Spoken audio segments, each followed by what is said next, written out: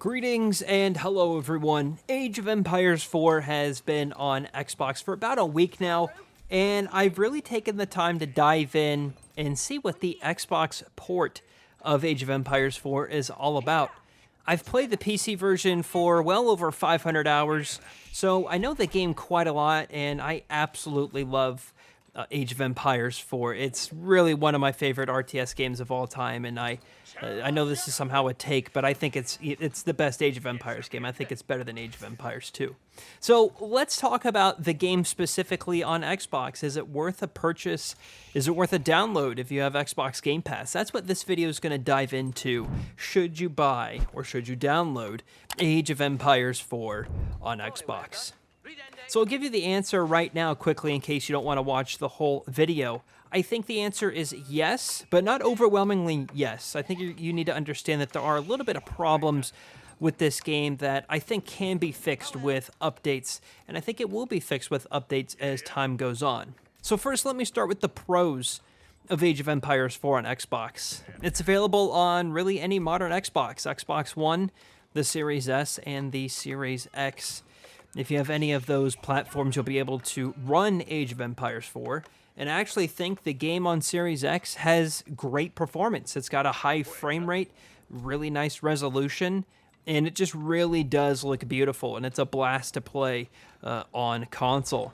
If you played Age of Empires 2 on Xbox that released earlier this year, you'll find that the control scheme on gamepad is very similar. So even some of the controls are actually identical. There's a few minor changes to the way the control scheme works for Age 4 compared to Age 2, but overall it's easy to pick up and easy for you to move your units. The game also has some features exclusive to Xbox that make things easier, such as automatically training your villagers, and you can still have the economy presets from Age of Empires 2 that made it into this version, where your villagers will automatically start doing tasks for you so you can focus more on your military and things of that sorts. In terms of the features of the game, I think that this is easier to pick up than Age of Empires 2 because there's less civilizations. However, each civilization is more unique in Age 4 compared to Age 2, so I think that really actually helps tailor to your particular playstyle, and you can really focus on one particular civilization. And I think actually the balance of all civs in Age 4 is really quite even. They're updating the balance all the time, but it gets more and more in parity with all the other civs, no matter which one you pick each season. A small feature, but there's a rotating camera in Age of Empires 4. Age 2 does not have this, by the way. So the fact that you can do a full 360 turn of your camera can be really beneficial in some battles. There's full feature parity in Age of Empires 4 on Xbox with the PC version. So what I mean is any feature that you can do on PC, you can also do on Xbox. That includes mods, by the way. I'm really surprised to see how many mods are available on the Xbox version. I don't know how they accomplished that. I don't know if they ported over all the mods from PC to Xbox. I don't know if, like, when you publish a mod, it goes to all the platforms, but on day one, there were tons of mods already available, including the advanced game settings mod that we love to use for our Nomad games. If you have the Windows 10 or Game Pass version on PC, your account progression carries over all of your stats, your challenges, your unlocks. So if you do that, that'll all carry over. And I don't know if that carries over if you've signed into Xbox on Steam. It might, but I don't know. Like I said, it also features mouse and keyboard support.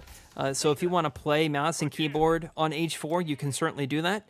And if you have the Windows 10 version, if you purchase that, you actually get the Xbox version for free, as this is a Xbox Play Anywhere title. There's a lot of great things going on with Age of Empires 4, but it's not perfect, and I think the game needs a little bit of work. Let me explain why with the cons of the game. First of all, I think the big one is it's not crossplay yet.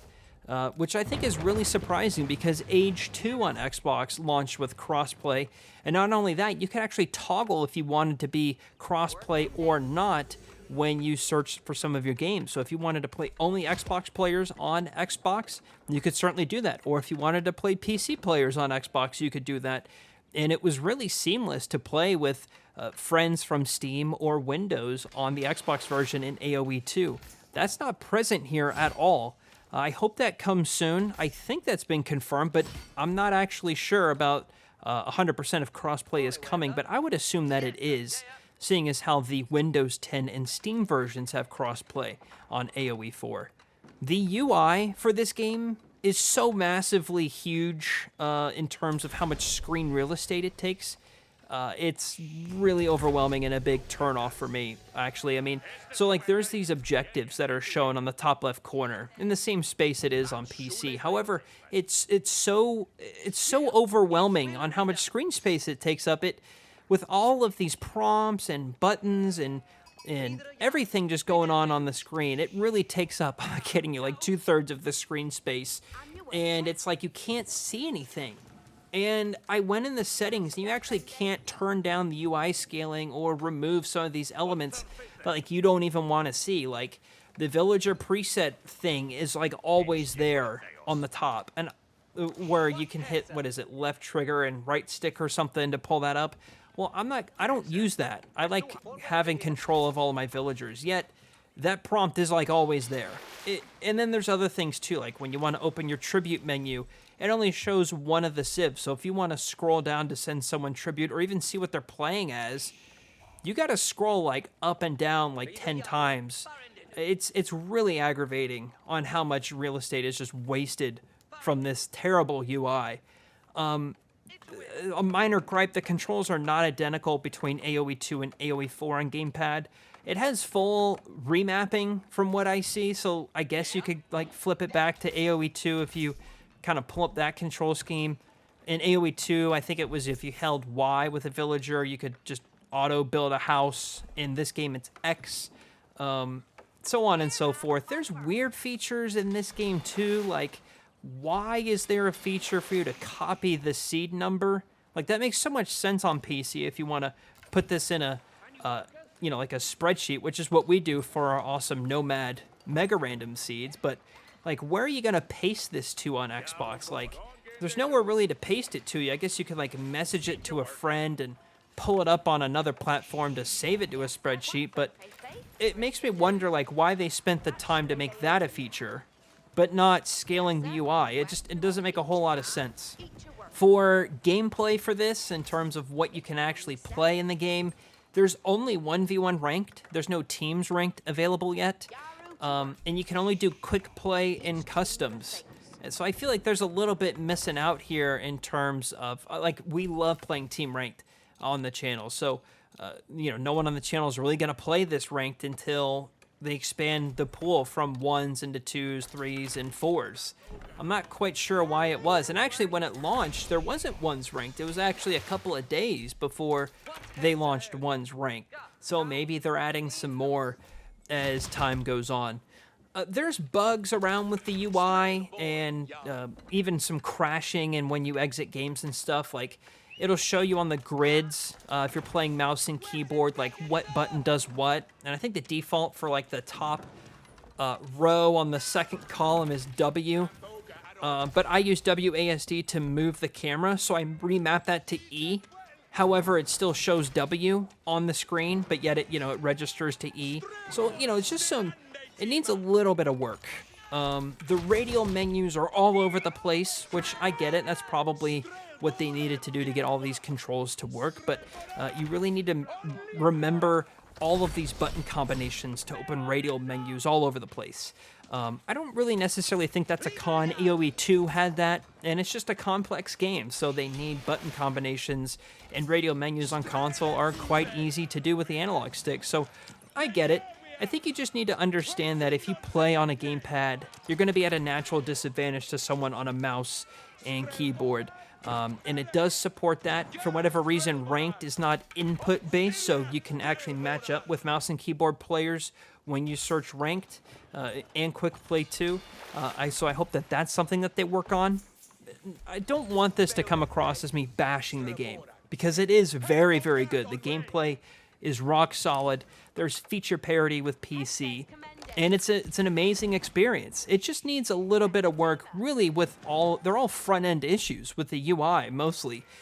drives me nuts with how much screen real estate space it takes up, so on and so forth. So, if I had to give the game an overall review, I would say yes, but you need to be aware of the issues before you dive into this, because it's not perfect and it's missing some features. All of this can be fixed with an update. I want that to be clear. This isn't a catastrophic lost cause. I still recommend this game if you don't have a PC. If you have a PC and you can play Age 4, obviously you should play it there. Just be mindful of what you're getting into for Age 4 on console. Okay, that's my review. Love to know your thoughts and your review in the comments down below. How do you think Age of Empires 4 is on Xbox? There is an expansion coming soon to the game, the Sultan's Ascend. We don't really know a whole lot of details about that, but expect new maps, new civs, new campaigns, all of that stuff. It's a very exciting time for AOE4. If you're new to the channel, we have over 200 videos on AOE4 for PC. We're publishing a whole lot of console videos for AOE4, including guides and tutorials, and there's just a lot of new stuff coming for AOE4. So if you're interested in that, check out the channel. And finally, our merch store, where we have AOE4 merch with some of the things that villagers say, including Property of Hestus. That's absolutely cheddarful. So check out our merch store if that's something you want to rep. Okay, that's going to do it for me. Thank you all so much for watching, everybody. And I'll see you, James.